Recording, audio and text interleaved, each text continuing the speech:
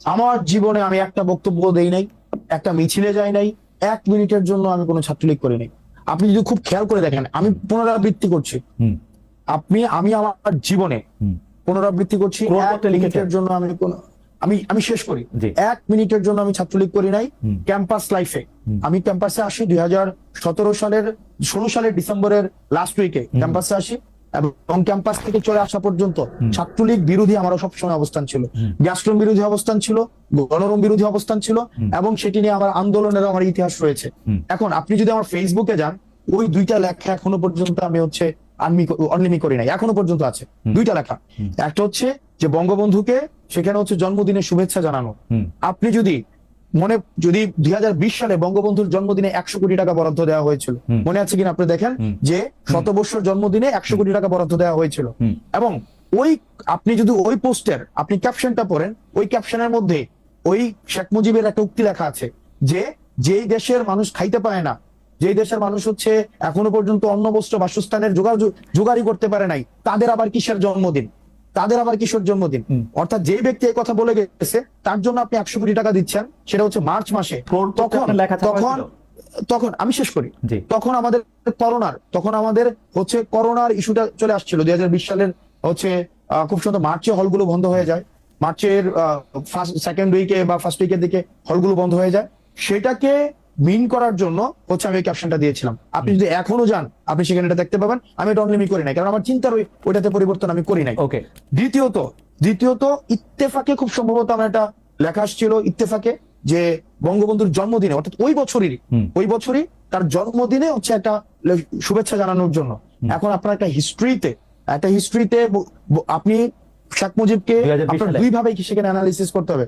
হ্যাঁ, 2020 সালে 2020 সালের পত্রিকাতে আমি ডেট ধরে বলতে পারবো।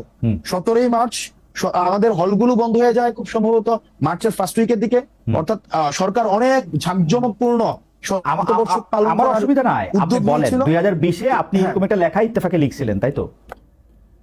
হ্যাঁ, আমি লিখছিলাম ইত্তেফাকে। আচ্ছা, আমি ইত্তেফাকে লিখেছিলাম, কিন্তু আপনি আমার পুরো ব্যাকগ্রাউন্ড, আপনি আমার ইউনিভার্সিটি লাইফ, আপনি পুরো জায়গায় ছাত্রলীগ করা খারাপ?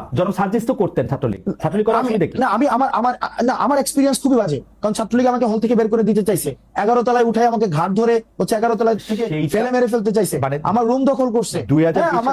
আমার এক্সপিরিয়েন্স, আমার পরীক্ষার আগের রাতে হল থেকে বের করে দিতে চাইছে। 2020 সালে না, 2017, আমি 2017 সালের কথা বলছি। 2017 সালে। ওকে, 2020 সালে আপনি যখন, এবং বিজয় 71 হলে আমি বিজয় 71 হলে যদি একজন ব্যক্তি ছাত্রলীগ বিরোধিতা সবসময় ভোকাল ছিল, কোন ধরনের হচ্ছে ওই যে মানে পেসিভ কোনো বিরোধিতা না, সেটা ছিলাম হাসনাত আব্দুল্লাহ। আপনি খুঁজে নিয়ে দেখতে পারেন, বা এখনো পর্যন্ত আমার যারা ব্যাচমেট আছে, আমার বন্ধু যারা আছে। এবং আপনি যদি একটা জিনিস দেখেন, এই যে নাহিদ, আসিফ, তারপর হচ্ছে আপনার যারা ফেসিবাদ বিরোধী যে রাজনৈতিক দলগুলো ক্যাম্পাসে তখন ছিল গণ অধিকার পরিষদ, নূর ভাইরা যারা ছিল, রাশেদ ভাইরা ছিল, আমার সাথে কিন্তু সম্পর্কে এমন না যে এই অভ্যুত্থানের পরে আমরা তখন থেকেই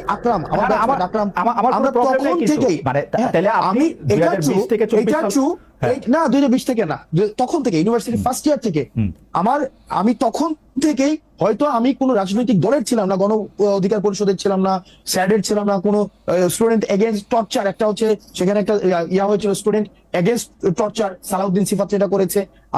আমরা তখন চেষ্টা করেছি ছাত্রলীগের এই যে নির্যাতন গুলাকে কিভাবে হচ্ছে আমরা ভিজুয়ালি দেখানো যায়, ইন্টারন্যাশনাল মিডিয়াতে সেগুলোকে প্রচার করা যায়।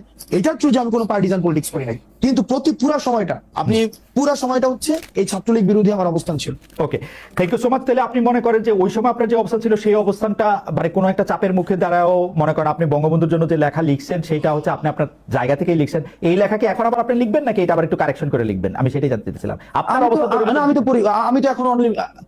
আমি তো অনলাইনে করি না এখনো, কারণ আমি ওইটাকে এখনো বিশ্বাস করি। এই দেশের মানুষ, আমি এখনো বিশ্বাস করি আমার ওই লেখাটা এখানে যেটা আছে, আমি তো চাইলে অনলাইনে করে ফেলতে পারতাম। এত গালাগালি, এত ট্রোল, এত প্রশ্ন, আমি তো অনলাইনে করতে পারতাম। অনলাইনে করি নাই, আমি কেন করবো?